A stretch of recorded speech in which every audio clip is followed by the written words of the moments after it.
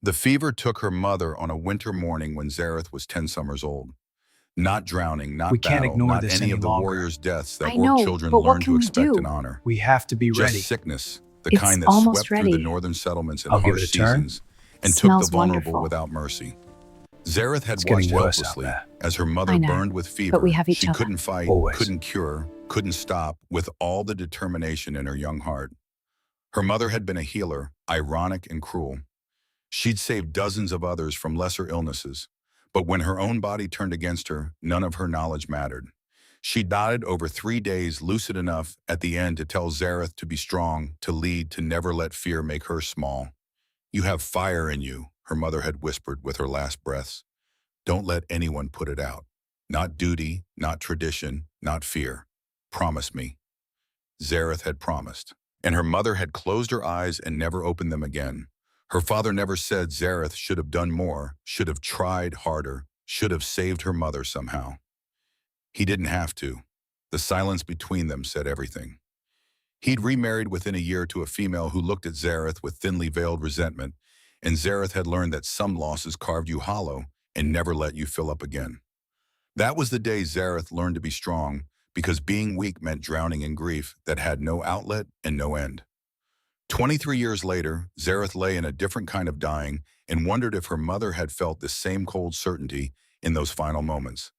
The knowledge that the end was coming and all the strength in the world couldn't stop it. The grain pit smelled of rot and old timber and her own blood. 3 days of rain had turned it into a tomb. Above her, through the collapsed wooden beams that pinned her left leg at an angle that made looking at it nauseating, Zareth could see a rectangle of gray sky. Storm clouds, always storm clouds. The weather in the Pacific Northwest didn't believe in mercy any more than fever had believed in her mother's healing skills. Her ribs screamed with every breath. The gash across her torso had stopped bleeding sometime yesterday, not because it had healed, but because she had nothing left to give. Fever painted everything in watercolors, soft and unreal, just like the fever that had taken her mother. She could feel her body shutting down, systems failing one by one like candles blown out in a drafty hall. This wasn't how it was supposed to end. Zareth var Malthor, widow of the great war chief leader of the United Northern Clans, wasn't supposed to die forgotten in human territory, alone in a hole in the ground like an animal that had crawled away to perish in privacy. She was supposed to die in battle, or in her bed surrounded by warriors singing her deeds, or at the very least with a blade in her hand and her enemy's blood on her teeth. Not like this. Never like this. The wood above her groaned, more rain coming. If the structure collapsed completely, it wouldn't matter that she was already dying. She'd be crushed or drowned, and either way, no one would ever know what happened to Zareth var Malthor. She'd simply vanish, another mystery, another ghost story for the clans to whisper about during long winters. Perhaps that was fitting. She'd come to these mountains to disappear after all. 6 months ago, she'd stood beside Malthor's deathbed in the great hall of the Northern Keep. Her husband had been a mountain of a male, 9 feet of muscle and scarred green skin, a warrior who'd united 5 clans through sheer force of will and the kind of charisma that made orcs follow him into battles they knew they couldn't win. He'd been dying for weeks, a gut wound that had festered despite the healer's best efforts, and everyone knew it was only a matter of time. The hall had been empty that night. Malthor had demanded privacy for his final words, and what he said changed everything. "Don't let them make you a prize." His voice had been a whisper, barely audible over his labored breathing. His hand, once strong enough to break stone, trembled as it gripped hers. "You're a leader, Zareth. Always have been. Taught you everything I knew because I saw it in you from the first day. That fire, that mind. You could lead better than any of those fools who'll come sniffing around my corpse." "Rest," she'd told him, because she couldn't bear to hear the rest. "No time for rest. Listen to me. They're going to try to marry you off. Tradition, they'll say. Political stability. But what they mean is they want my lands, my seat on the council, my legacy. And they think the fastest way to get it is through you." He'd coughed, then blood on his lips. "Don't let them. You're not property. You're not a bridge to power. You're Zareth, just Zareth, and that's more than enough." He died 3 hours later, and the proposals started within a week. First came Thrak of the Mountain Clan, who'd presented himself at her door with a ceremonial axe and a speech about honor and duty. She declined politely, and he'd left with his pride intact but his ambitions crushed. Then Grom of the River Clan, who'd been less subtle. He'd offered wealth status protection. She'd refused less politely this time, and he'd left angry. Third was Cravath, who'd shown up drunk and demanding, insisting that it was her duty to marry again, that a widow of her status couldn't remain alone. She'd thrown him out physically, and he'd left with a broken nose and a grudge. The fourth proposal had come from Drekthar, Malthor's cousin, a male she'd never liked, never trusted, and who'd always looked at her the way a merchant looked at valuable merchandise. He'd arrived with an entourage all ceremony and political theater, and he'd made his intentions clear immediately. The clans need stability. Malthor's reforms need a strong hand to maintain them. And you, dear cousin widow, need protection. The council is already questioning your ability to hold Malthor's seat. There are whispers that you're too soft, too human sympathetic, too weak to lead. Marry me, and I'll silence those whispers. Rishwaz, and he'd trailed off, letting the threat hang in the air. Zareth had looked at him, really looked at him and seen the truth. He didn't care about Malthor's reforms. He didn't care about the clans or stability or anything beyond his own ambition. He saw her as a stepping stone, a piece on a game board to be claimed and controlled. And in that moment, she'd made her decision. She'd fled 3 weeks later in the dark of night, wearing plain leathers and carrying only what she could fit in a pack. No guards, no ceremony, no explanation, just gone. She'd headed south toward the human territories where orc politics held no weight, and she could be no one. Not a widow, not a leader, just a woman trying to figure out who she was beneath all the titles and expectations. The plan had been simple: disappear for a few months, let the council sort out succession. Without her, maybe never go back.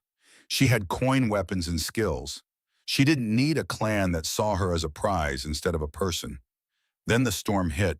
She'd been seeking shelter when she found the abandoned farmstead. The Carver place, according to the rotted sign swinging from a post. The buildings were half-collapsed victims of time and weather and the fever that had killed the family years ago. But the grain storage pit looked intact, and Zareth had thought it might offer protection from the rain. She'd been wrong. The timber roof had given way the moment she'd stepped inside ancient wood, finally surrendering to rot. She'd fallen 12 feet, felt something in her legs snap with a sound like breaking branches, felt the beam come down across her ribs with crushing force. And then there was just pain and rain and the slow realization that she was going to die here. 3 days. 3 days of rain and fever and the kind of loneliness that made dying seem almost peaceful in comparison. 3 days of thinking about her mother's fever, about Malthor's deathbed advice, about all the choices that had led her to this hole in the ground. She'd made peace with it mostly. Better to die free than live as Drekthar's political tool. Better to end in obscurity than become someone else's possession. At least that's what she told herself during the moments when the fever made her lucid enough to think it all. The fourth day dawned gray and cold.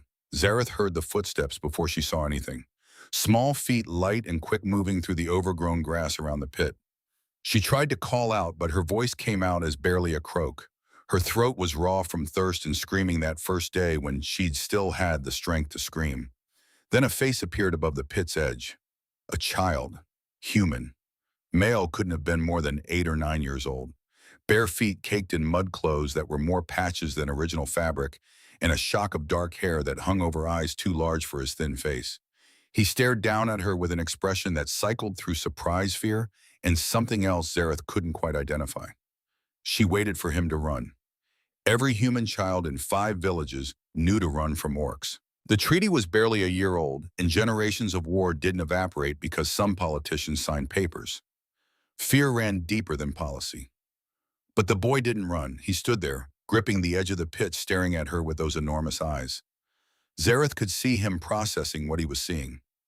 Her green skin, her tusks, her size even broken and half buried. Everything that should have sent him fleeing in terror. Instead, he did something that made no sense at all. He disappeared for a moment, then returned with something in his hands. Before Zareth could understand what was happening, he tossed it down into the pit. A piece of bread wrapped in cloth. It landed near her outstretched hand. Zareth stared at it, then at the boy, then back at the bread. "Why?" she managed to whisper, though she knew he probably couldn't hear her.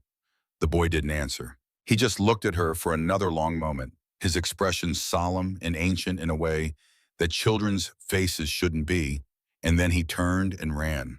Zareth listened to his footsteps fade into the forest. Then she reached for the bread with trembling fingers, unwrapped it, and took a bite. It was stale and hard, probably several days old, but it was food. Real food, the first she'd had since falling into this pit. She didn't let herself hope. Hope was dangerous. Hope was just another way to hurt. The boy had probably been scared, had thrown the bread as appeasement before running to tell adults about the monster in the pit. By nightfall, there would be men with torches and weapons, and her death would at least be quick. That's what Zareth told herself. That's what made sense. But the fifth day came, and with it, the boy returned. This time he brought fish, two of them small but freshly caught, still glistening, and a water skin which he lowered down on a rope before pulling it back up. Zareth drank desperately, water running down her chin and soaking into her already drenched clothing. She couldn't remember the last time anything had tasted so good. "Thank you." She called up, her voice stronger now. The boy didn't respond. He just watched her drink, then pulled up the water skin and disappeared again. On the sixth day, he brought bread again, this time with wild berries wrapped in a leaf. He also brought a blanket, which he tried to lower down but couldn't manage. It was too bulky, kept getting caught on the broken timbers. Eventually, he gave up and just dropped it, and Zareth managed to pull it over herself with her one good arm. She should have been suspicious, should have questioned why this human child was helping her instead of running or reporting her presence. But the fever made thinking difficult, and honestly, she was too grateful to care about the why. He was keeping her alive day by day, and that was enough. On the seventh day, he brought someone else. Zareth heard two sets of footsteps this time. The boy's quick, light steps and something heavier. An adult. Her body tensed despite the pain. This was it then. The boy had finally told someone, and now the humans would come to finish what the pit had started.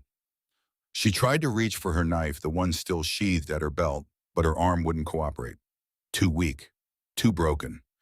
A face appeared at the edge of the pit. Human male, young, mid-20s maybe. Dark hair that needed cutting, a jaw shadowed with several days' worth of stubble. His clothes were worn but clean, and he carried a pack over one shoulder. But what struck Zareth most were his eyes, brown, deep-set, and carrying the kind of exhaustion that had nothing to do with lack of sleep. He looked at her for a long moment. She could see fear there, carefully controlled but present. His hands trembled slightly where they gripped the edge of the pit, but he didn't leave. He didn't call for help or reach for a weapon. Instead, he said in accented but understandable Orcish, "My name is Callum Reed. I'm a healer. The boy says you've been down there for days. May I help you?" Zareth stared at him. Her fever-fogged mind struggled to process this. A human, offering help, speaking her language however poorly. It made no sense. It had to be a trick, or a hallucination, or both. "You should run," she managed to say. Her voice came out rough, aggressive, despite her intention. "I could kill you." It was true, or it had been true before the pit. Even injured, even dying, an orc was dangerous. He should be terrified. Callum Reed looked at her thoughtfully, like he was considering her words with academic interest rather than fear. "You could," he agreed quietly, "but you won't. You need help, and I'm here to give it if you'll let me." The question came out sharper than she intended, but she needed to know, needed to understand why a human would risk himself for an orc. The war had only been over for a year. The bodies were barely cold. Trust wasn't something that grew overnight. Callum was quiet for a moment, and Zareth saw something flicker across his face. Pain, old and deep, the kind that burrowed into your bones and made a home there. "My father died in a logging accident when I was 10, he said finally. "I was there, supposed to be learning the trade. Watched a tree fall, wrong, watched it crush him before I could shout a warning. My mother worked herself to exhaustion, trying to keep us fed after that. She died of fever 3 years later, and I couldn't save her either. Didn't know enough about healing, didn't know enough about anything." He paused, and Zareth saw his hands tighten on the edge of the pit. "I've spent 13 years feeling useless. Weak, unable to save anyone who mattered. So when this boy Pip came to me this morning and said, there was someone dying in the old Carver pit, someone who needed help, I couldn't say no. I couldn't just walk away and let someone else die when maybe I could actually do something this time." The silence that followed was heavy with shared grief. Zareth understood loss. She'd lost her mother to fever too, though in a different way. And she'd lost Malthor, lost her place in the clans, lost everything that had defined her for years. This human, this Callum Reed, was offering her a chance. Not because he owed her anything, not because of politics or duty or expectation, just because he'd known loss and couldn't bear to witness more. "My leg is broken," Zareth said, surprising herself with the admission. "Trapped under that beam. Ribs are bad too, infection starting. I've been here 4 days." Callum nodded slowly. Then before Zareth could stop him or warn him or do anything at all, he began climbing down into the pit. It was reckless and stupid and brave in a way that made Zareth's chest tighten. He used the broken timbers as handholds, moved carefully, but with purpose, and within a minute, he was standing beside her in the mud and rainwater at the bottom of the pit. Up close, she could see he was thinner than she'd first thought. His clothes hung loose on a frame that looked like it rarely saw full meals. His hands were calloused from labor, but gentle as they began examining her injuries. He didn't flinch when he touched her green skin, didn't recoil from her tusks or her size or anything about her that should have marked her as other, as enemy, as monster. He just worked with quiet efficiency, pulling supplies from his pack.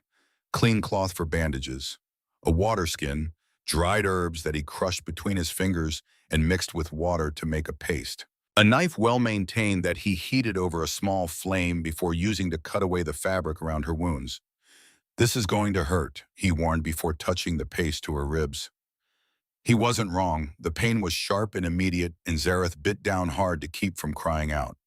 But Callum's hands never wavered, never hesitated. He worked with the practiced calm of someone who'd done this before many times, and slowly the burning subsided into a more manageable ache. "The leg is the real problem," he said after wrapping her ribs. "The beam has to come off, but I can't do it alone. Too heavy. I'll need help and equipment." "Leave me," Zareth said. She meant it. This human had already risked more than she deserved. "You've done enough." Callum looked at her with those exhausted eyes, and something like amusement flickered there. "I've barely done anything, and I'm not leaving you to die in a hole. I couldn't save my parents, but I can save you." He said it with such quiet certainty that Zareth couldn't find words to argue. "I'll be back," Callum continued, already moving toward the pit's edge. "Few hours at most. I need to get rope pulleys, maybe another set of hands. Don't die while I'm gone." "I'll try," Zareth found herself saying, and it might have been the fever, but she thought she saw him almost smile. He climbed out of the pit with the same careful efficiency he'd used coming down. At the top, he paused and looked back at her. "What's your name?" he asked. Zareth hesitated. Her full name carried weight, power, obligation. But lying seemed wrong somehow. This human had climbed into a death trap to help her. He deserved truth. "Zareth. Zareth," he repeated, testing the syllables. "I'll be back soon, Zareth, I promise." Then he was gone, and Zareth was alone again, with her pain and her confusion and the strange, unfamiliar feeling of hope trying to take root in the hollow places of her chest. True to his word, Callum returned 3 hours later with Pip and an array of equipment that looked salvaged from various sources. Rope in different thicknesses, wooden beams for leverage, a complicated pulley system that Zareth didn't fully understand. And food, real food, bread, dried meat, even an apple that Pip must have stolen from somewhere. They worked through the afternoon and into evening. Callum directed operations from the pit, while Pip ran errands above, following instructions with serious dedication. The system they rigged was improvised, but functional, a testament to Callum's understanding of basic physics and Pip's willingness to follow complicated directions. Getting the beam off Zareth's leg took 2 hours and left her screaming into a piece of leather Callum had given her to bite down on. But when it was finally free and Callum had set the bone as best he could and splinted it with wood and cloth, the relief was almost as intense as the pain had been. Hauling Zareth out of the pit took another 4 hours. The pulleys helped, but she was dead weight and massive even by orc standards. They had to stop frequently to adjust rope to give Pip's small muscles a rest to let Callum catch his breath. By the time they finally got her to the surface, all three of them were shaking with exhaustion. The sun was setting, painting the overgrown farmstead in shades of amber and shadow. Zareth lay on solid ground for the first time in days, rain-soaked grass beneath her open sky above her, and felt something dangerously close to gratitude. "Can you move her to the farmhouse?" Pip asked Callum, his voice small and worried. Callum looked at Zareth, then at the collapsed buildings of the Carver property, then back at Zareth. We'd have to carry her. She's got to weigh, what, 300 pounds? 320, Zareth corrected automatically, then almost laughed at the absurdity of the conversation. Right, 320. So no, I can't carry her. But we can make the farmhouse habitable. Clear out one room, get it dry, make it warm. It's not far. Better than leaving her outside. They worked into the night. Callum and Pip cleared the least damaged room in what had once been the main house, sweeping out years of debris and rot. They built up the fireplace with stones from the collapsed barn, stuffed gaps in the walls with cloth and moss, laid out every blanket they could find. It wasn't comfortable, but it was shelter. Moving Zareth the 50 feet from the pit to the farmhouse required the pulley system again and took another hour. By the time they finally got her settled on a pile of blankets by the fire, everyone was beyond exhausted. Pip fell asleep, almost immediately curled up in a corner like a cat. Callum sat in a chair that creaked ominously under his weight, his head tilted back, eyes closed. Zareth watched the firelight play across his features and tried to understand what had just happened. A human had saved her life. A human child had fed her for days without telling anyone, without asking for anything in return. They'd spent hours pulling her from certain death, asking nothing but that she stay alive. It made no sense. Humans and orcs didn't do this for each other. They fought, they killed, they maintained careful political distances even in peacetime. They didn't climb into pits or share food or work themselves to exhaustion for strangers. Why? Zareth asked the quiet room. Callum opened one eye. Why what? Why help me? You said about your parents, but that explains a compassion, not this. You risked your life climbing into that pit. You've spent an entire day saving someone who could kill you without thinking. Why? Callum was quiet for so long, Zareth thought he might have fallen asleep. But then he spoke, his voice soft in the firelit room. Everyone deserves basic dignity, even when the world says otherwise, especially then. That's not an answer. It's the only answer I have. He opened both eyes, now looking at her directly. I've spent 13 years living small, making myself smaller, wanting less, hoping for less, being less. Because everything I cared about got taken away. My father, my mother, my place in the village, all of it. Gone. And I thought if I just stopped caring, stopped wanting, it couldn't hurt anymore. He paused, and Zareth saw his hands grip the arms of the chair. But you don't stop caring, you just stop living. And when Pip came to me this morning, terrified and desperate, and insisting there was someone dying who needed help, I had a choice. I could stay small, stay safe, stay alone, or I could do something that mattered. Save someone. Make a difference. I'm an orc. I know. We killed humans, probably people you knew. I know that too. And you still helped. Yes. Zareth shook her head, immediately regretted it as the room spun. You're either very brave or very stupid. Callum smiled, a small, tired thing that transformed his exhausted face into something almost peaceful. Probably both. But you're alive, and that's worth being stupid for. He stood up, checking the fire one last time. I'm going to sleep now. We'll figure out the rest tomorrow. Food, water, better bandages. Medicine if I can trade for it. One day at a time. Callum. He paused at the doorway. Thank you. The words felt foreign in her mouth. Zareth var Malthor, warrior and widow and leader, didn't thank people often. Gratitude implied debt, and debt implied weakness. But she owed this human more than she could ever repay, and pretending otherwise felt wrong. Callum nodded once, then disappeared into the next room.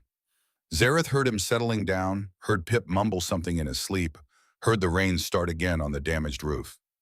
She was alive. Against all odds, despite all logic, she was alive.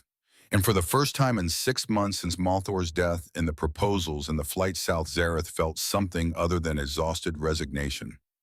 She felt curious about tomorrow. The second week began with smoke and cursing. Zareth woke to the acrid smell of something burning, and Callum's voice from the other room, a string of inventive profanity that would have impressed even the saltiest orc sailor. She pushed herself up on her elbows, careful not to jar her splinted leg, and called out, "What's burning?" "Nothing anymore." Callum appeared in the doorway holding what might have once been a rabbit. Now it looked like a piece of charcoal, vaguely shaped like meat. "I was trying to cook breakfast. It didn't cooperate." Pip peered around Callum's legs, took one look at the carbonized rabbit, and made a sound of pure despair. "That was our only food," the boy said, his voice carrying the weight of genuine tragedy. Zareth stared at the blackened thing in Callum's hands, then at Callum's sheepish expression, then back at the rabbit. Something bubbled up in her chest, unfamiliar and strange, and before she could stop it, she was laughing. Real laughter, deep and genuine, the kind she hadn't felt in months. It hurt her ribs and made her head spin, but she couldn't stop. The absurdity of it all. A human who could set bones and rig pulleys and save lives, completely defeated by basic cooking. An orc warrior widow, helpless and healing, laughing at burned meat like it was the funniest thing in the world. Callum watched her with an expression caught between embarrassment and something softer. "I'm glad my failure amuses you," he said, but there was no real heat in it. How Zareth managed between gasps of laughter. "How did you burn it that badly?" "I put it too close to the fire." "For how long?" "I don't know. I was changing your bandages in here, and when I went back, it was like this." Zareth shook her head, wincing, as the movement pulled at healing wounds. "Is this how humans always prepare food, or are you just particularly bad at it?" Pip's giggle was like a bell in the dim room.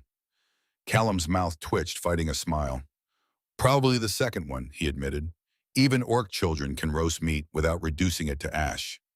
Zareth said, settling back against the makeshift pillow Callum had constructed from spare cloth.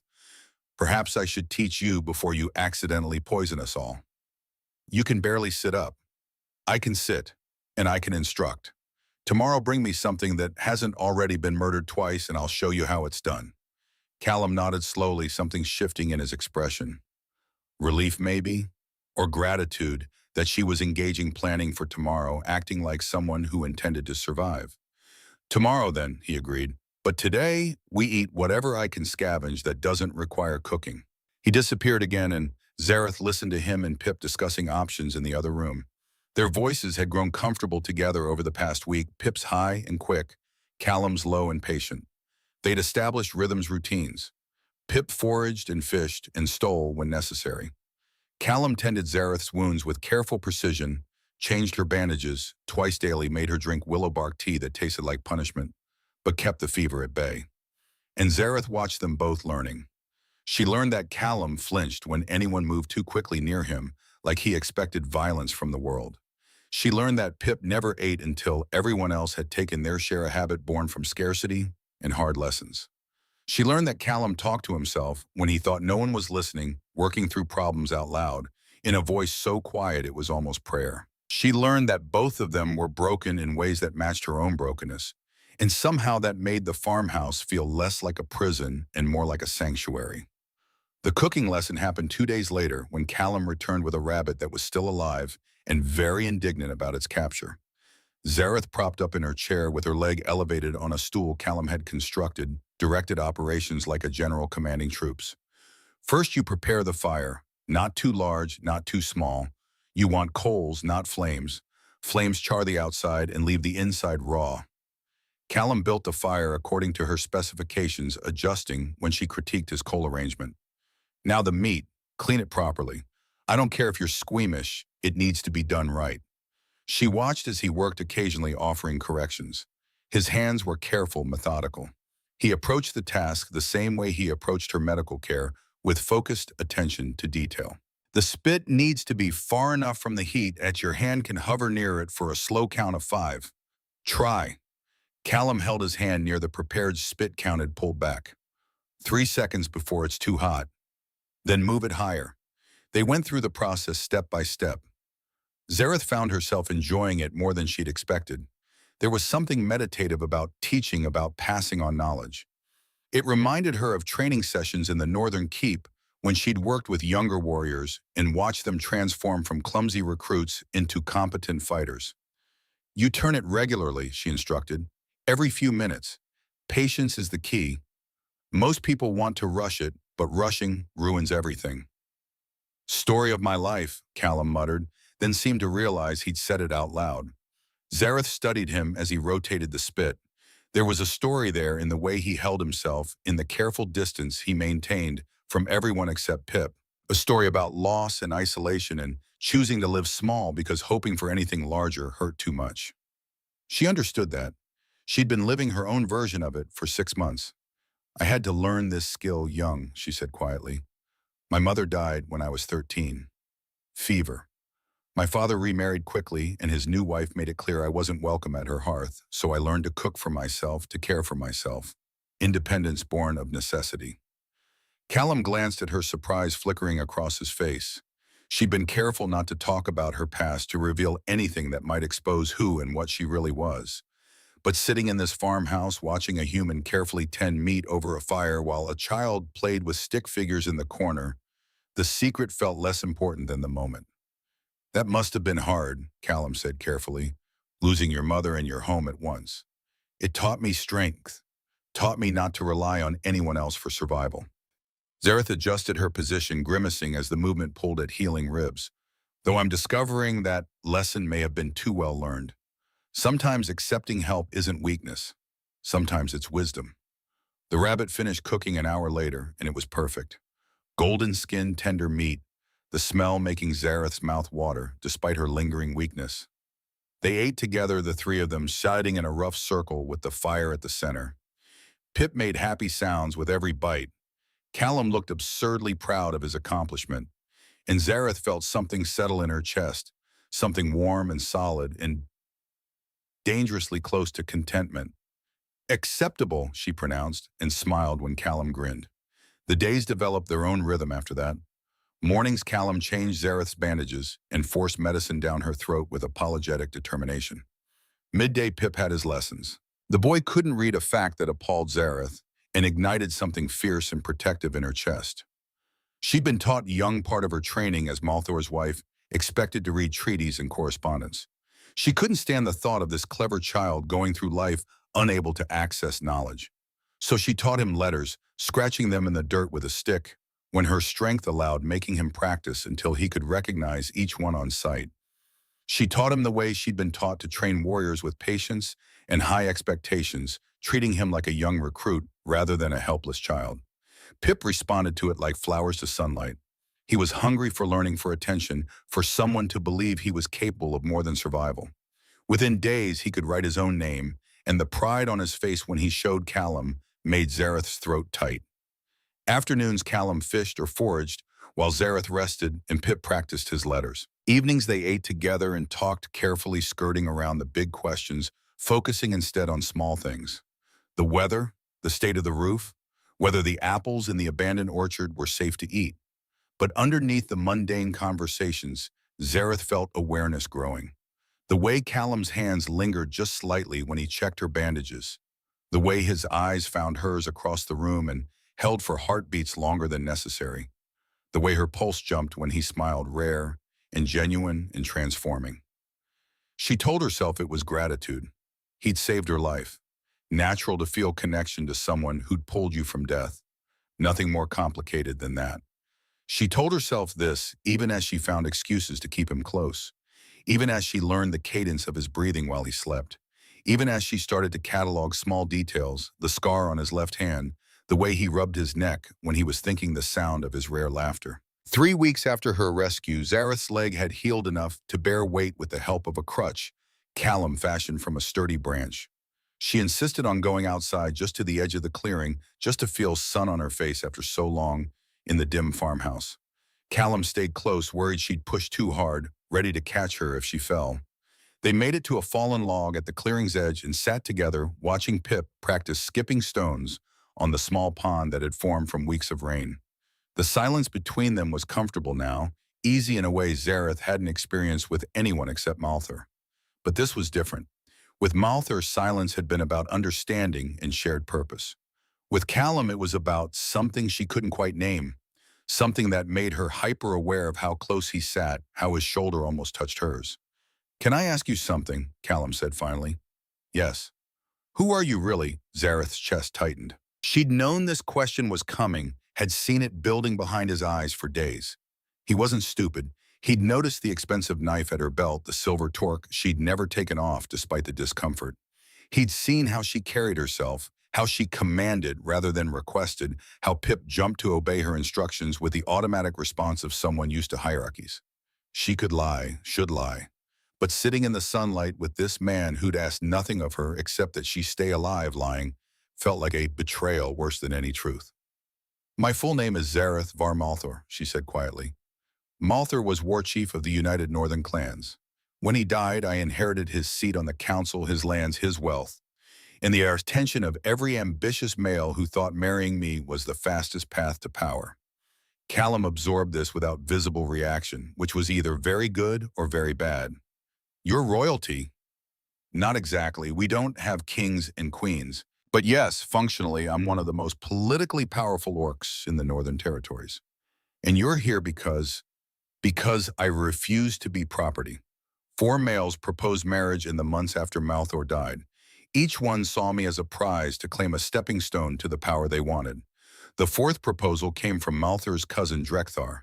He made it clear he considered me something he was entitled to. So I ran.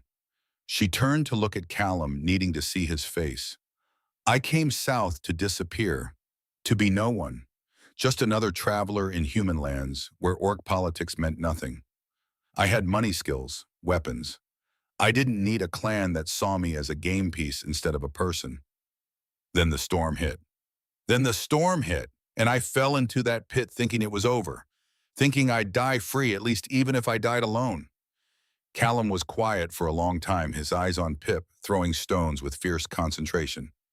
"Thank you for telling me," he said finally. "That's it. No questions about why I didn't say something sooner. No anger about the deception. You don't owe me your story. You never did." He shifted on the log, turning to face her more fully. "I helped you because you needed help. Because Pip asked me to. Because I couldn't walk away from someone dying. Your title, your politics, your past, none of that matters. What matters is you're healing, you're safe, and you trusted me enough to tell me the truth." Something cracked open in Zarathal's chest, some carefully maintained wall she'd built around herself. "I've never met anyone like you," she said, and her voice came out rougher than intended. "Probably a good thing. If everyone was like me, nothing would ever get done. We'd all just hide in the woods and avoid responsibility. You're not hiding, you're surviving. There's a difference." "Is there?" Zareth thought about her flight from the Northern Keep, about 3 weeks of running from duty and obligation and expectation. "I don't know anymore. Maybe we're both just trying to figure out how to live in a world that demands more than we want to give."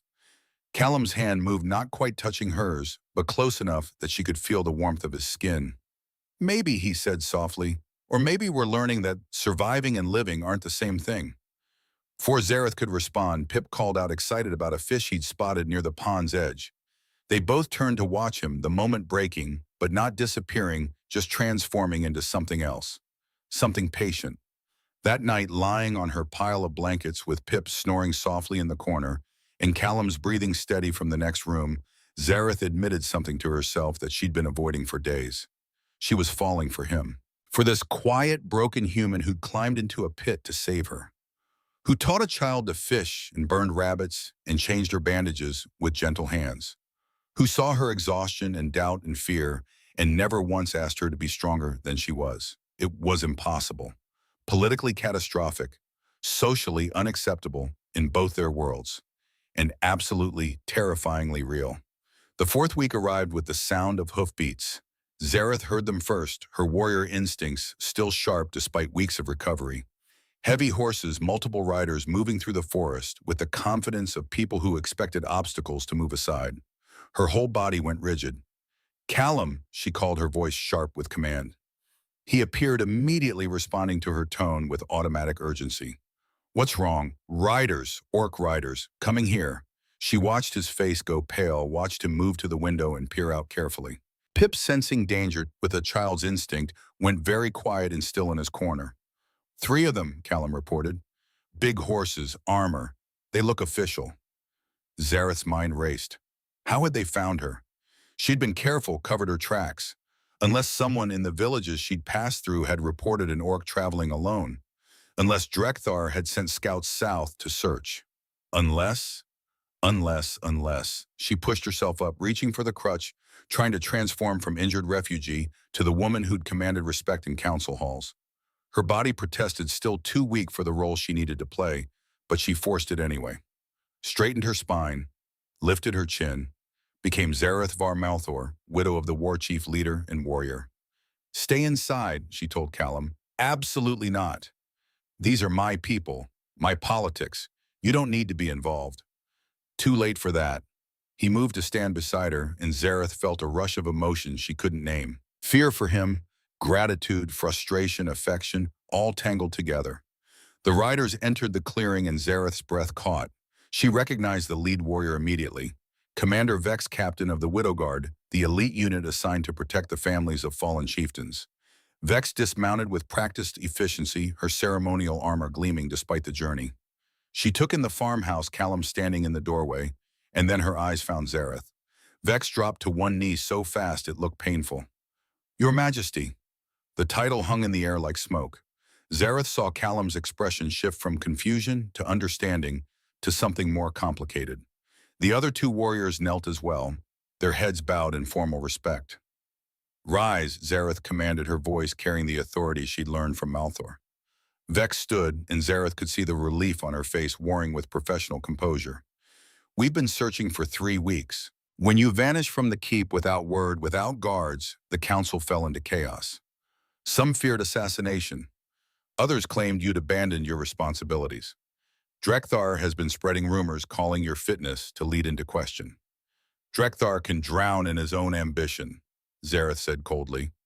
I left because I refused to be auctioned off like livestock. I know, Majesty. We all know. But your absence has created a vacuum, and dangerous people are filling it. Zareth felt the weight of it settling back on her shoulders. Duty, responsibility. The clan politics she'd fled, all of it waiting patient and inevitable. Who is this human? Vex asked, her tone careful, but with an edge that suggested she was 3 seconds from deciding Callum had kidnapped her charge. His name is Callum Reed, Zareth said, making sure her voice carried absolute authority. He saved my life, tended my injuries, asked nothing in return. He is under my protection, and you will treat him with respect. Am I clear, Commander? Vex's eyebrows rose fractionally, but she nodded. Crystal clear, Majesty. Zareth turned to Callum, needing to see his face, needing to know what he was thinking. But he just looked at her with those deep, exhausted eyes and waited. We need to talk, she said quietly. Alone. Inside the farmhouse with Vex and her warriors waiting outside and Pip hiding in the back room, Zareth told Callum everything. The full truth. Malthor's death and the proposals and Drekthar's ambitions. The flight south and the weeks of freedom and the grain pit that nearly became her tomb. I hid who I was because I was tired of being a title instead of a person, she said, pacing despite the pain in her leg. Tired of every interaction being about what people wanted from me. You didn't know who I was, and you helped me anyway. You saw me. Just me. When was the last time anyone did that? Callum listened without interrupting, his expression carefully neutral.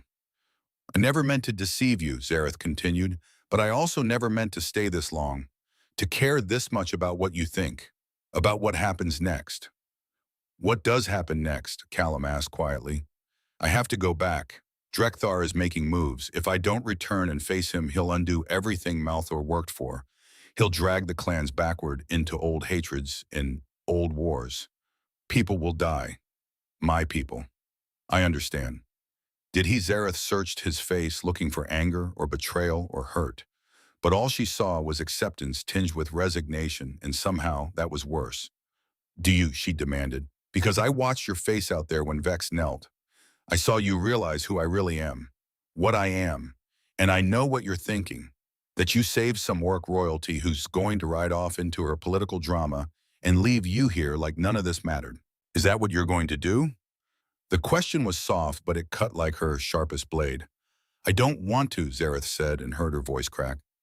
For 4 weeks, this farmhouse has been the freest I've felt in years. No expectations, no politics, just you and Pip and learning to cook rabbit properly. Just being seen for who I am instead of what I represent. I don't want to lose that. But you have to go. Yes.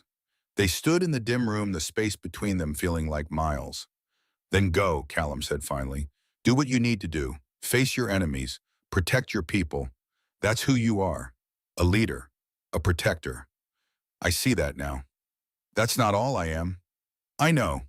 Before Zareth could respond, before she could find words for the tangle of emotions in her chest, the farmhouse door slammed open. One of Vex's warriors stumbled in blood on his armor, eyes wide.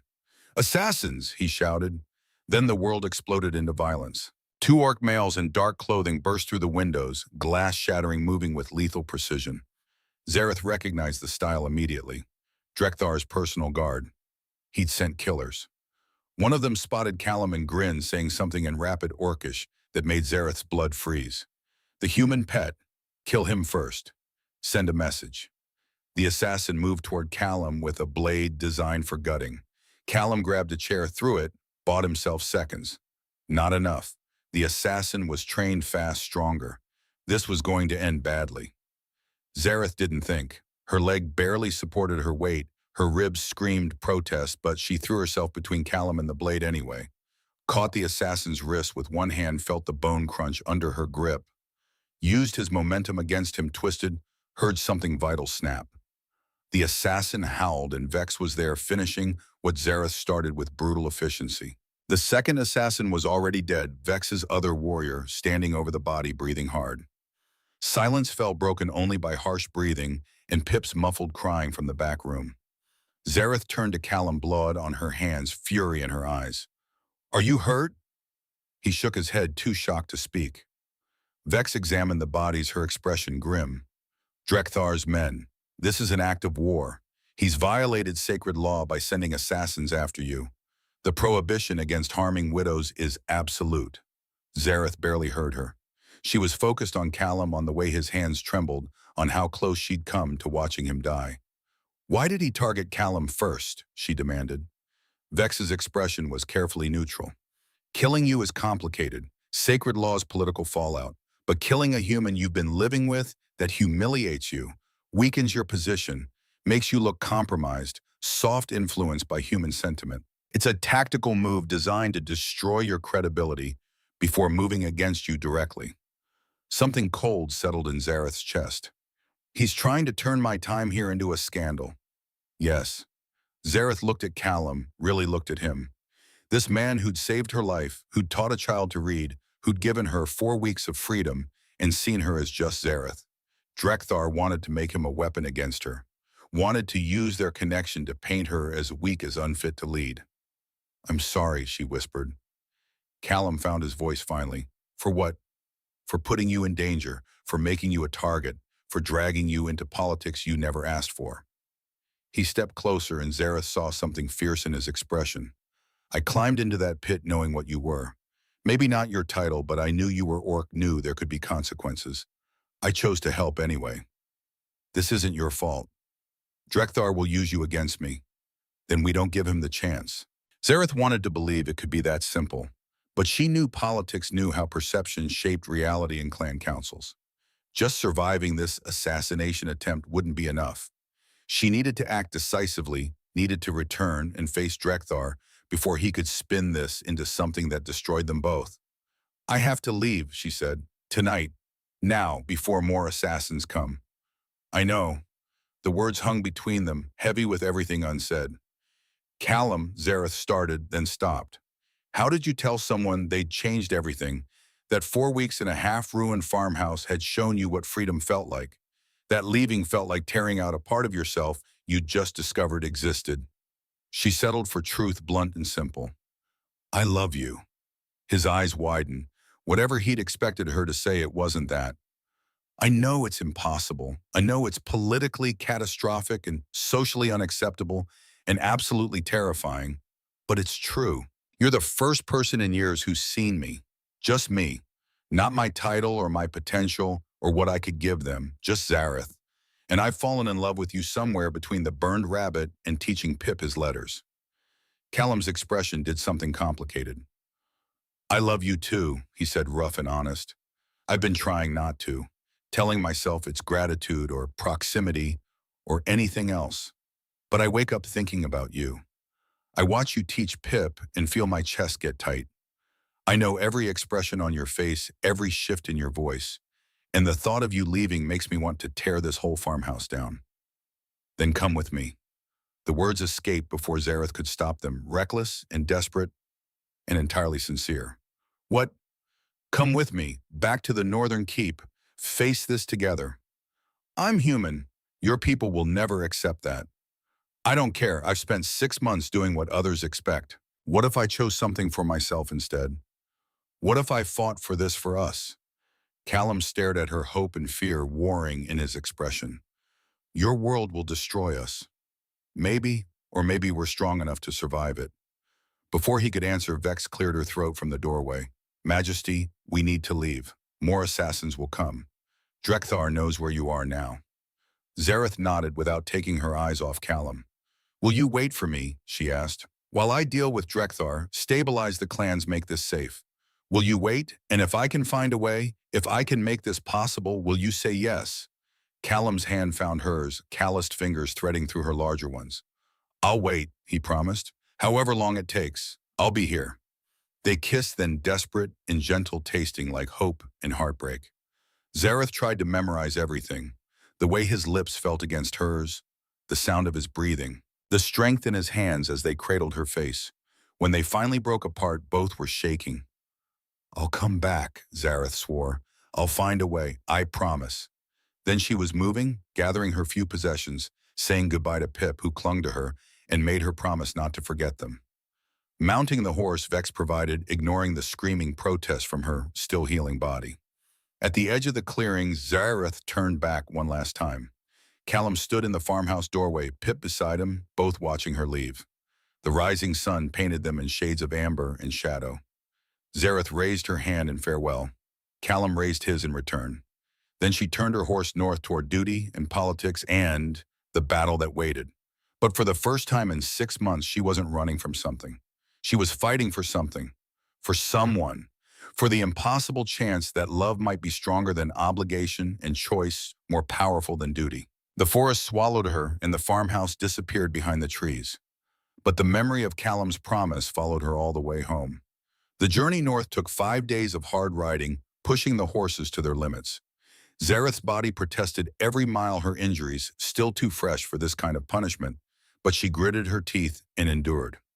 Vex rode beside her, professional and watchful, while the other 2 warriors scouted ahead and behind, alert for more assassins. They talked little during the day, saving their breath for the ride. But at night, when they made camp in hidden clearings, Vex would sit beside Zareth and speak quietly about what awaited at the Northern Keep. Drekthar has been busy, Vex said on the 3rd night, firelight playing across her scarred features. He's claimed you abandoned your responsibilities, that you're unfit to hold Malthor's seat. He's been courting the council members, making promises, building alliances. 5 chieftains support him outright now. 3 more are wavering. And the others? Waiting to see what you do. If you come back strong, they'll support you. If you come back weak, they'll side with Drekthar to avoid being on the losing side. Zareth stared into the fire, thinking about Callum and Pip in the farmhouse, about the life she'd briefly tasted and was fighting to make permanent. I'm not weak, she said quietly. I'm angry, and anger can be very powerful when properly directed. Vex smiled, a rare expression that made her look almost gentle. That's what I was hoping you'd say. On the 5th day, they crested the final ridge, and the Northern Keep spread out below them. It was carved directly into the mountainside, a fortress of stone and iron that had stood for 300 years. Banners bearing 12 clan crests snapped in the wind. Smoke rose from forged chimneys. Warriors trained in the courtyard below their practice weapons, clacking in rhythms Zareth had grown up with. It should have felt like home. Instead, it felt like a cage she was willingly walking back into. But cages could be broken. Bars could be bent. And Zareth had learned in that grain pit that death was preferable to living without freedom. They entered the keep at sunset, and word of her return spread like wildfire. By the time Zareth dismounted in the main courtyard, a crowd had gathered.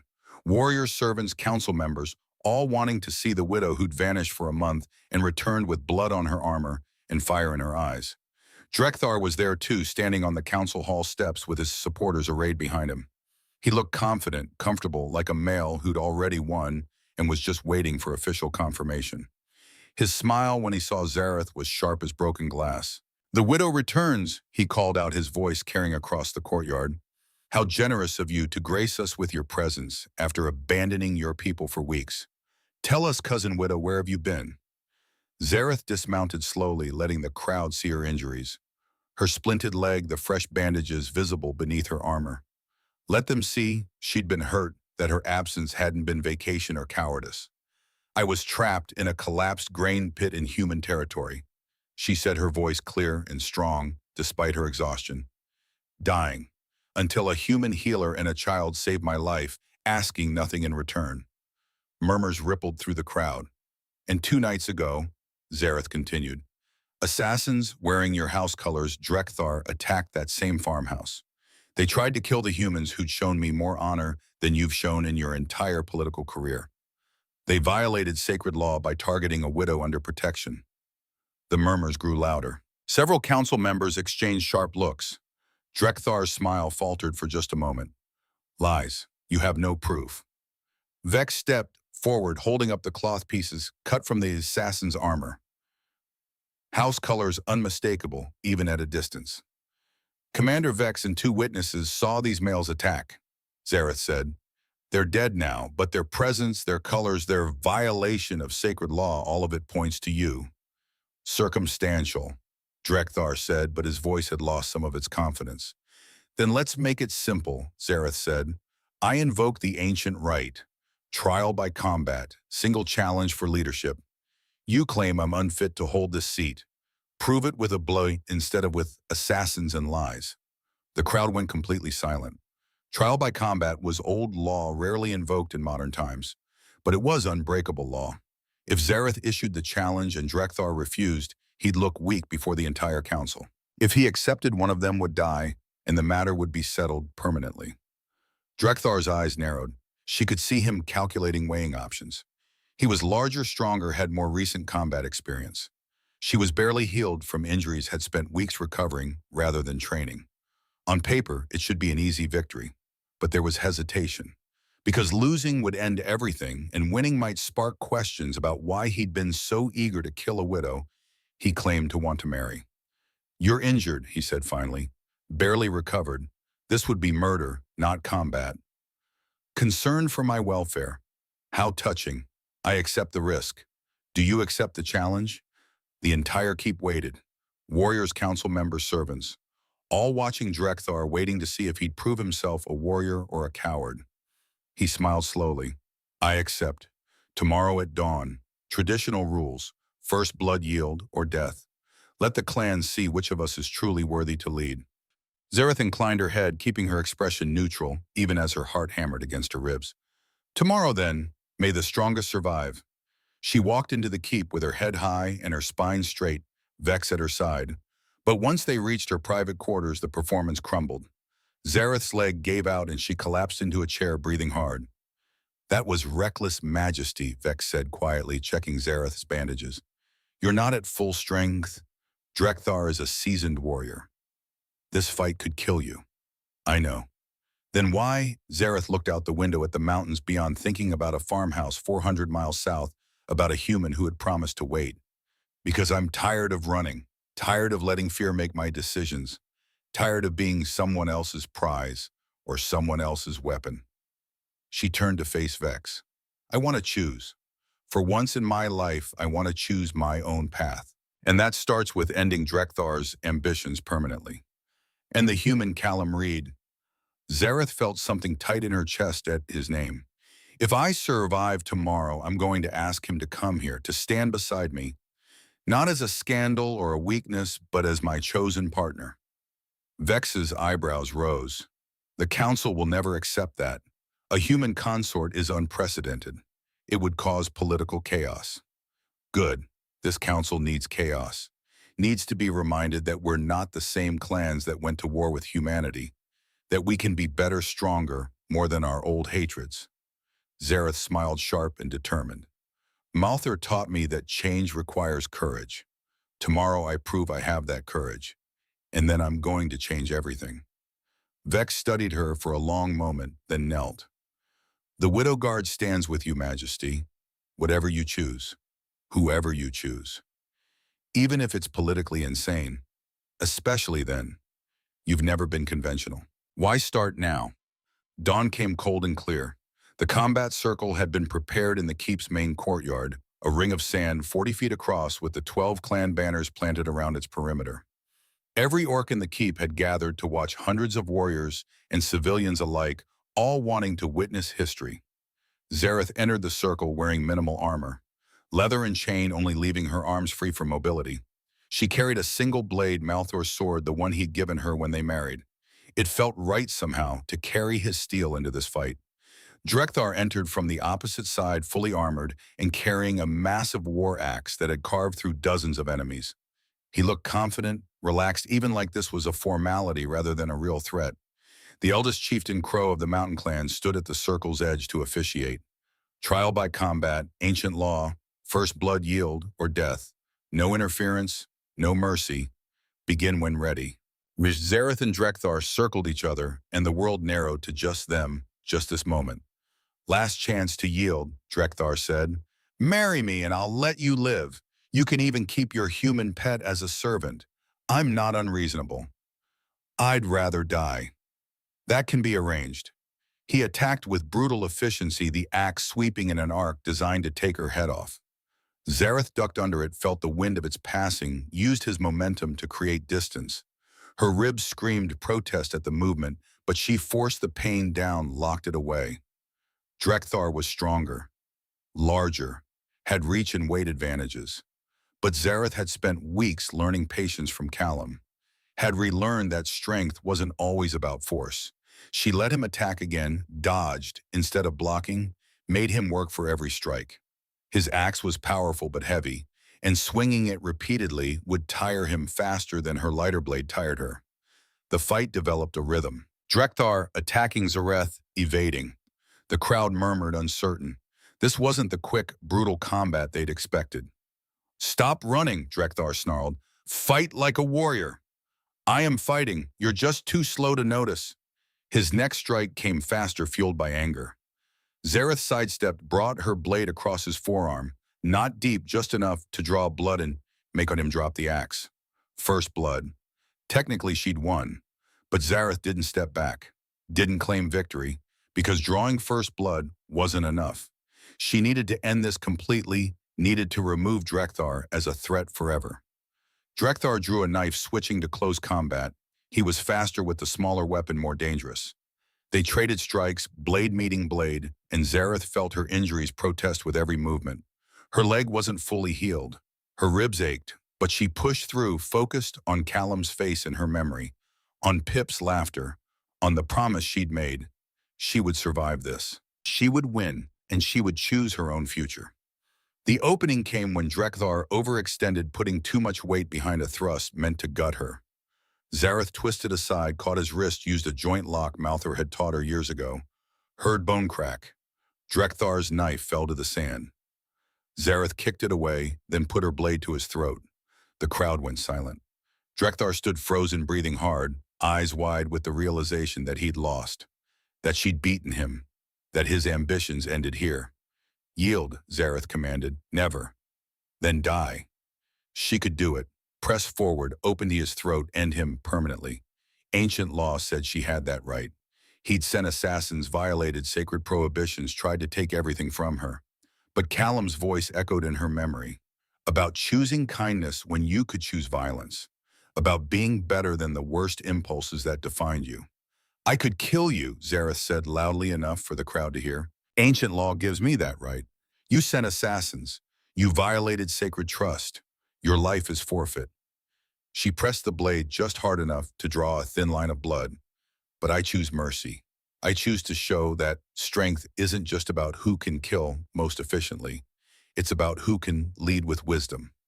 She stepped back, lowering her blade. You're exiled, Drekthar, stripped of rank, lands, and seat. You have until sunset to leave the northern territories. If you return, if you threaten me or mine again, mercy ends. Clear. Drekthar's face cycled through humiliation, rage, and finally defeated acceptance. He nodded once, sharp and bitter, then turned and limped from the circle.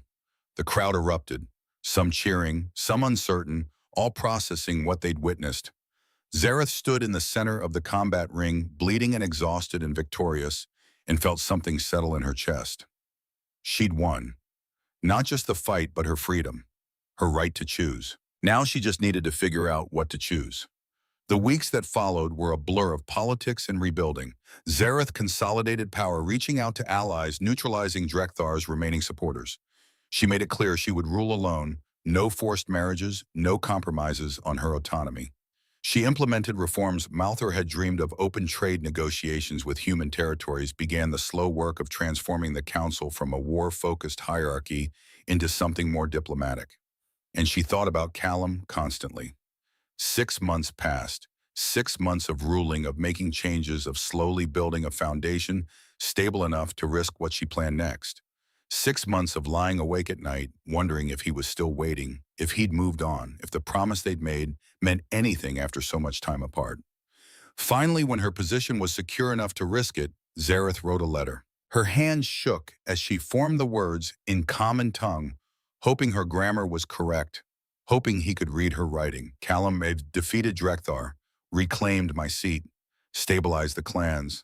I'm safe now, or as safe as anyone in politics can be. But it feels hollow without you. I've been thinking constantly about what I want versus what I'm supposed to want, about duty and desire, about the future I could have versus the future I'm expected to have. I'm tired of those things being different. I'm offering you a choice. 3 options. I need you to understand, I mean all of them completely. Option 1, come to me. Be my consort. Stand beside me as partner and advisor. It will be politically complicated. Many will oppose a human in that role. You'll face prejudice, danger, people who want to use you to hurt me. But you'll also have status protection, the voice in decisions that shape 2 species' futures. I can't promise it will be easy. I can only promise I want you here. Option 2, stay where you are. I'll grant you lands, wealth, protection extended over your territory. I'll visit when I can, though my duties won't allow it often. We can have stolen moments, secret happiness, whatever fragments are possible. It won't be a real life together, but it will be something. Option 3, choose neither. I'll respect your decision, never contact you again. Remember our time together as the one pure thing in my life. I'll ensure you're safe and provided for, but from a distance if that's what you want. I love you. That's perhaps the most foolish thing I've ever admitted in writing. But it's true.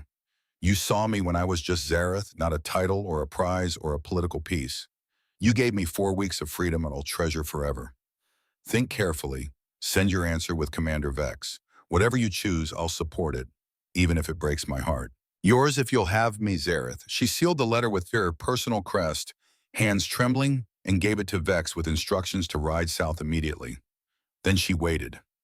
The waiting was agony. Zareth threw herself into work, into council meetings and trade negotiations and reform implementations, anything to keep her mind occupied. But every night she lay awake imagining Callum reading her letter, imagining his face as he decided her fate. 2 weeks passed. The round trip should take 2 weeks minimum, Vex had said, maybe 3 if weather slowed the horses. On the 15th day, Zareth was in the council chamber reviewing agricultural reports when the door opened and Commander Vex entered. And behind her, looking overwhelmed and determined in equal measure, was Callum Reed. Zareth stood so fast her chair toppled backward. For a moment she could only stare, convinced he was hallucination brought on by too much work and too little sleep. But no, he was real. Thinner than she remembered, wearing clothes that didn't quite fit, clearly exhausted from travel. But real solid here.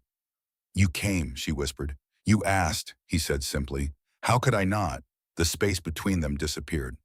Zareth didn't remember moving, but suddenly she was holding him, breathing in his scent of pine and river water, feeling his arms wrap around her waist.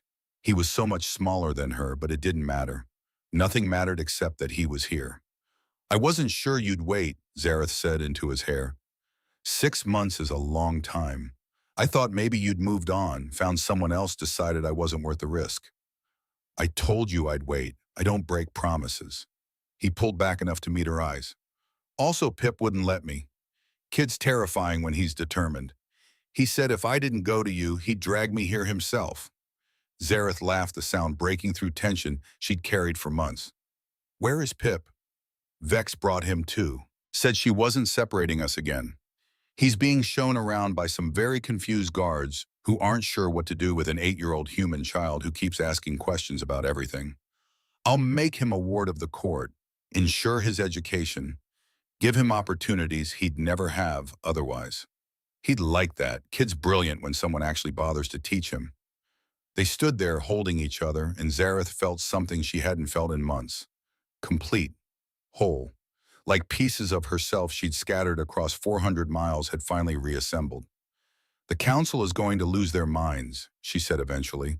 A human consort is unprecedented. Half of them will oppose it on principle. I know. Vex explained the political situation pretty thoroughly during the ride north. I'm prepared for hostility. Well, are you prepared for danger? For people who'll try to use you against me? For a life where you're constantly scrutinized and judged? Callum's expression turned serious. I'm prepared to be with you, however that looks, whatever it costs. You climbed out of that grain pit. I can climb into yours. Zareth kissed him, then deep and desperate and full of 6 months of longing. And when they finally broke apart, both breathless, she made a decision. Tomorrow I'm calling a council session. I'm going to announce my intention to take you as consort. And we're going to face whatever comes together. Together, Callum agreed. I like the sound of that. A week had passed since Zareth returned to the Northern Keep. 7 days of political maneuvering, of carefully worded conversations, of rebuilding alliances that had fractured during her absence. 7 days of pretending she was whole, when half her heart remained uncertain about the massive gamble she was about to take. The council chamber felt different this morning. Heavier. The 12 chieftains sat in their circle, each in their carved seat of power, each radiating varying degrees of curiosity about why Zareth had called this emergency session. They didn't know yet, didn't understand what she was about to propose. Zareth stood before them with Callum at her side. She dressed him in formal clothing that approximated orc ceremonial dress, made sure he looked dignified rather than diminished. But even dressed well, he was obviously human, obviously smaller, obviously everything that council would consider weakness. Chieftain Crow spoke first, his voice heavy with impatience. You've called us here at dawn, Majesty. I trust this is important. It is, Zareth said clearly. I'm announcing my intention to take a consort. Callum Reed of the Human Territories. The silence that followed was absolute. Then the chamber erupted. Unprecedented. A disgrace. Have you lost your mind? Zareth let them shout for a moment, then raised her hand for silence. Eventually, grudgingly, they quieted. This is unprecedented, she agreed, but so was Malthor uniting 5 clans. So was the peace treaty with humanity. Progress always looks unprecedented until it becomes normal. This isn't progress, Crow said. It's a disgrace to Malthor's memory, to everything he built. Malthor taught me that strength comes from adaptability, Zareth countered. From building bridges instead of burning them. Callum Reed saved my life when I was dying in human lands. He asked nothing in return.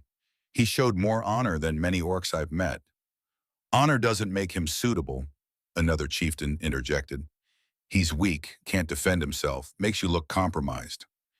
He's here because I choose him, because I value intelligence and compassion over brute strength, because our people need to learn that power comes in many forms. The arguments went on for hours. Some chieftains claimed she was betraying her species. Others suggested she was still weak from injury, not thinking clearly. One particularly bold male suggested Callum had somehow ensorcelled her with human magic. Through it all, Callum stood silent beside her, enduring their scrutiny with quiet dignity that Zareth found devastating and admirable in equal measure. Finally, she'd had enough. Orc law allows widows autonomy over their own marriages. I don't need council approval. I'm not asking permission. I'm informing you of my decision out of courtesy. And if we refuse to accept it, Crow demanded, then you can try to remove me from power. Issue a challenge. Face me in combat like Drekthar did. See how that works out. Zareth let steel enter her voice.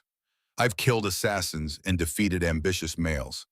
I've reclaimed this seat and stabilized your clans. I've earned the right to choose my own partner. And I choose Callum Reed. The silence that followed was tense and uncomfortable.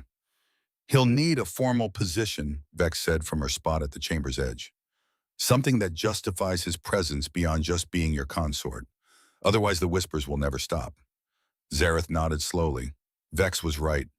Callum needed a role, a purpose that served the clans and demonstrated his value.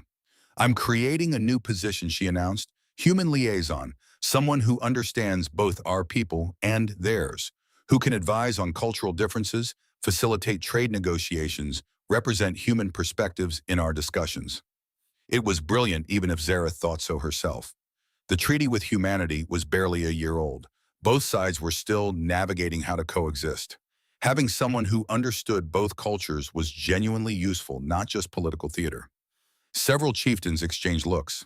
Zareth could see them reassessing, realizing that opposing this meant admitting they didn't value human relations, which would undermine their own trade agreements and diplomatic efforts. The position requires someone who knows both worlds, Zareth continued, who's lived in both, who can speak both languages. Callum Reed is uniquely qualified. His appointment serves the clan's interests, not just my personal desires. The vote, when it finally came, was close. 7 chieftains in favor, 5 opposed. But it passed. Callum was officially recognized as human liaison and Zareth's chosen consort. It wasn't universal acceptance. It wasn't easy. But it was enough. The months that followed tested them both in ways Zareth hadn't fully anticipated. Callum struggled with orc customs constantly. He spoke when he should have been silent, showed deference when orcs valued directness, tried to soften his words when bluntness was expected. He made mistakes that would have been funny if they weren't so painful to watch. 2 months after his arrival, a young warrior named Craven issued a formal challenge. He claimed Callum was unworthy of Zareth and demanded trial by combat for her hand in marriage, citing obscure precedent that required the challenged party to either fight or concede the claim. Zareth tried to refuse on Callum's behalf, offered to choose a champion, but Craven had structured the challenge to prevent substitution. If Callum refused, he'd be admitting unworthiness and Zareth would lose credibility. If he fought, he'd likely die. I'll fight, Callum said quietly when she explained the situation. Absolutely not. I'd rather lose political standing than watch you dying in an arena. And I'd rather die trying than prove every orc who thinks I'm weak right. I'm tired of being underestimated, Zareth. Tired of being the joke. Let me do this. She wanted to refuse, wanted to protect him. But she also understood what he needed. The same thing she'd needed when facing Drekthar. The chance to prove himself on his own terms. The trial by combat drew an even larger crowd than her duel with Drekthar. Craven entered the circle in full armor, with a massive battle-axe confidence radiating from every movement. Callum entered with a borrowed sword he clearly barely knew how to hold, and desperation in his eyes that made Zareth's chest ache. The rules were simple: first blood yield or death. Craven charged immediately, planning to end this quickly. But Callum didn't try to block or parry. He dodged, using speed and smaller size to his advantage, making Craven work for every swing. The crowd murmured, confused. This wasn't combat, it was running. Then Callum saw his opening. Craven overextended on a particularly vicious swing, and Callum darted in, struck at the warrior's knee joint where armor didn't fully cover. It wasn't a killing blow, barely even a serious wound, but it drew blood. Immediately, Callum stepped back and yielded, declaring Craven the victor of first blood. The crowd went silent, confused. Craven looked furious, humiliated, in a way he hadn't anticipated. Zareth stood and addressed the assembly, her voice carrying across the courtyard. Callum Reed drew first blood, proving he's capable in combat. He then yielded to prevent unnecessary death, showing mercy and wisdom. The letter of the law has been satisfied. He neither refused the challenge nor was defeated. He simply chose not to escalate to lethality. It was a loophole and everyone knew it, but it was a legal loophole. And more importantly, it showed that Callum wasn't just Zareth's weakness. He was clever, brave, willing to face danger in his own way. Some of the council members actually smiled. Not acceptance exactly, but respect. It was a start. 6 more months passed. Months of Callum learning, adapting, proving himself in small ways that accumulated into grudging acceptance. His trade negotiations with southern human territories brought wealth to the clans. His insights into human thinking prevented several diplomatic incidents. His willingness to endure hostility without complaint slowly wore down even the most resistant chieftains. And Pip thrived. Zareth had made him a ward of the court, ensured he received the same education as young orc nobles. The boy devoured knowledge like a starving person devoured food, learning languages and history and diplomacy with fierce dedication. At 9 years old, he could read and write in both Common and Orcish, could discuss political theory with council members, could move between human and orc worlds with an ease that made him invaluable. Zareth watched him sometimes and thought about bridges, about how this child who'd brought her food when she was dying was becoming the first real bridge between their species. Not through conquest or treaty, but through simply existing as proof that both worlds could coexist in one person. A year after Callum's arrival on a cool autumn evening, Zareth found him in the palace gardens tending herbs he'd planted from seeds brought from the farmhouse. Pip was there too, now taller and leaner, reading from a thick book about interspecies trade agreements. The council gave full approval today, Zareth said, settling onto the bench beside Callum. Unanimous vote. Your trade agreement with the southern human territories was the deciding factor. Callum looked up, surprise and satisfaction mixing on his face. Unanimous. Even Crow voted yes, said you'd proven your value, that having you here makes us stronger, not weaker. Only took a year and nearly dying in combat. Patience, remember, you taught me that. They sat in comfortable silence, shoulders touching. Pip read quietly nearby, occasionally asking questions that showed he was processing complex ideas far beyond his years. The sun was setting, painting the mountains in shades of amber and purple. I've been thinking, Zareth said, about the day we met, how I was dying in that pit, convinced my story ended there. How you climbed down to help me anyway. You've mentioned that a few times, because I still can't quite believe it happened. That you saw an orc, knew what I was, knew the danger, and helped anyway. Callum set down his gardening tools and turned to face her fully. I saw someone who needed help. The rest was just details. Those details matter in our worlds. Maybe, but they didn't matter to Pip when he brought you food every day. They didn't matter to me when I climbed into that pit, and they still don't matter now. He took her hand, threading his fingers through hers.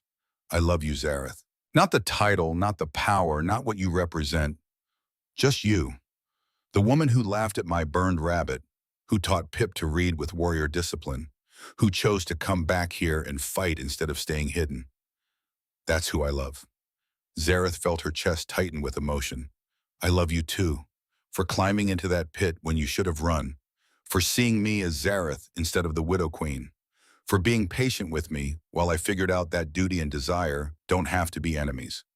And, Callum prompted, because he knew her well enough to hear the unfinished thought. And for teaching me that impossible things are just difficult things that require courage.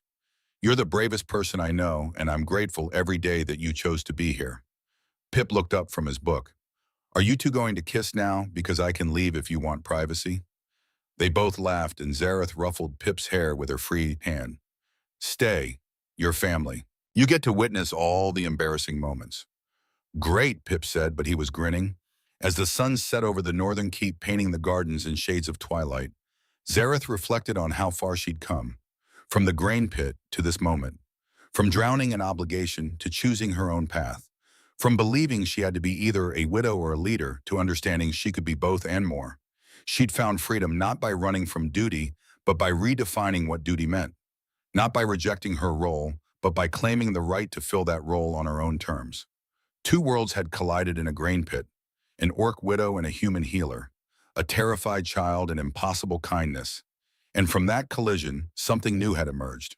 Not quite orc, not quite human, but something better than either alone. A bridge, a possibility, a future where children like Pip didn't have to choose which half of themselves to hide. I am Zareth Varmalther, she said softly, more to herself than anyone else. Widow, queen, warrior, teacher, partner, an architect of a future where my people and Callum's people build together instead of apart. She looked at Pip, absorbed in his book about trade agreements, already dreaming of the bridges he would build.